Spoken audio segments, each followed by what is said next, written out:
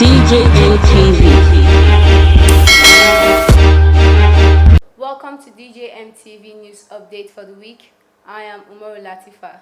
And if you're watching us for the first time, please subscribe to our YouTube channel at DJM TV and also click on the notification bell for more superb videos. First, the news headlines. Pastor Ize Iyamu tells APC members to close ranks. World Health Organization says mothers with coronavirus can breastfeed their child.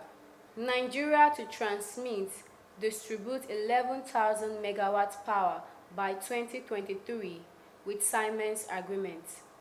Aisha Buhari tells IGP to release her aides.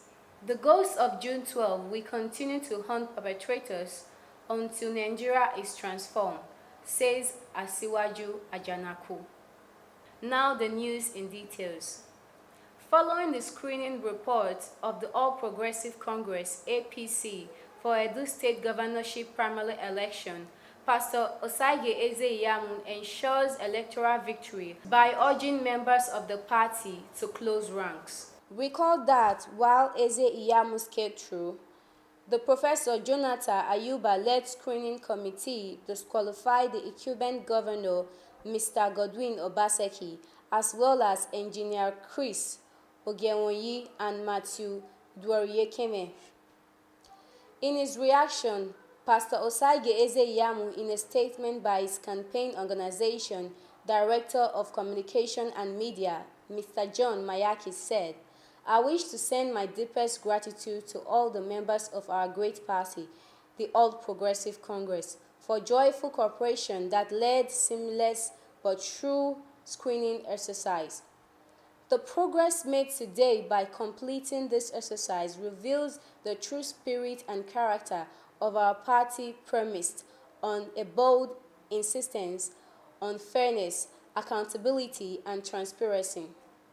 On my own part, having passed the screening test, I want to state my constituents' readiness to take the will of the party as the ultimate regarding its law and principle as the supreme guide for the execution of our affairs and assignments. As we prepare for the primaries and the election itself, it is time we bind together and close ranks, remembering that the greatest goal is the progress of Edo State, the moving forward of our great homeland, and the betterment of life for all its people."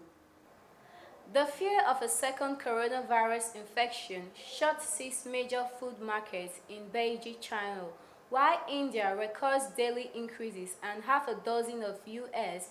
complains that their hospital beds were filling up fast. Health officials worldwide have expressed concern in recent days that some countries grappling with the devastating economic impact of lockdown may lift restrictions too swiftly, and that the coronavirus could spread during mass anti-racism protests. And if you're watching us for the first time, please subscribe to our YouTube channel at DJM TV, and also do not forget to click on the notification bell for more superb videos. I am Umaru Latifa.